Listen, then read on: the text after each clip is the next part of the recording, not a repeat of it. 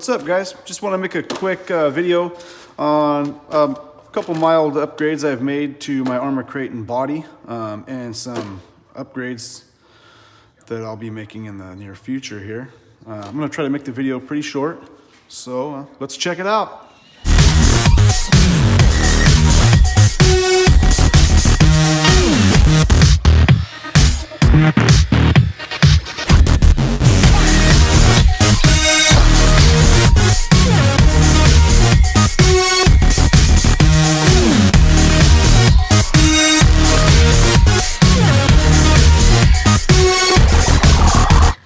Okay, so what we got here is I got some nylon washers from my local hardware store, which you could probably get at any hardware store. I've taken them and super glued them to the body.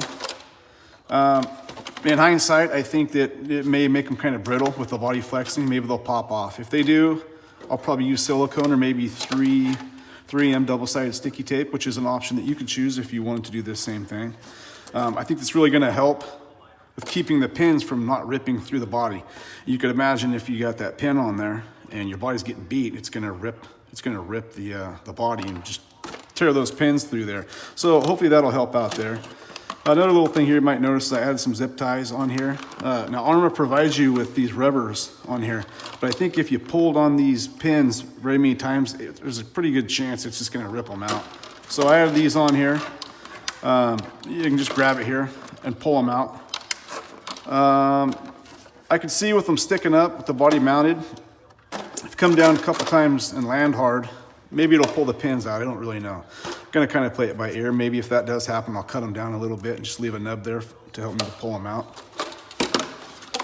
On the bottom side here, I'm gonna plan on doing a tape job on here. I see some people, they're using sheetrock tape or like duct tape, Gorilla tape, something of that nature.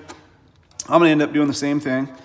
Before I do that though, you can see here, these two dots, the caps on these shock towers, they're starting to kind of, well, they're not kind of, they are ripping through the body. This is version 3, shock caps on here. I think the bumper's a little bit longer, these guards, and a few other things are different. The shocks are bigger. But when I'm coming down and wrecking, it's pushing those through the body. So I think I'm gonna get some more of these nylon washers, smaller inner diameter.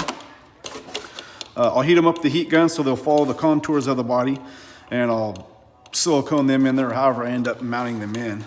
As you can see back here, the body's torn a little bit. This is previous to me installing these.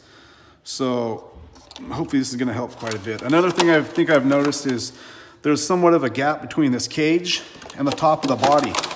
So when you come down hard, and if you're landing on the top of the body, you can see the back is flexing right here. I think that's attributing greatly to the back of the body cracking. So the plan is to get some very thin aluminum. I have some plates over here, and cut a little piece out, maybe just simply zip tie it to the cage and add some foam. Some foam that's similar to what's on my table here, just to close that gap so it doesn't flex up and down. But it will be foam, so it'll still absorb some of the impact or shock from wrecks. Get that put on there. I think that'll help for the longevity of the body there. Yeah, so for now, I think that's probably about it. I think that's all that I wanted to cover on it. I've got some other upgrade parts here, hot racing, voltage hobbies, some shim kits for the differentials, some bumpers and things that I'm gonna cover later in a different video. Trying to keep the videos short. If you have any questions, if you have any knowledge that I'm not aware of, maybe leave it in the comments if you'd like.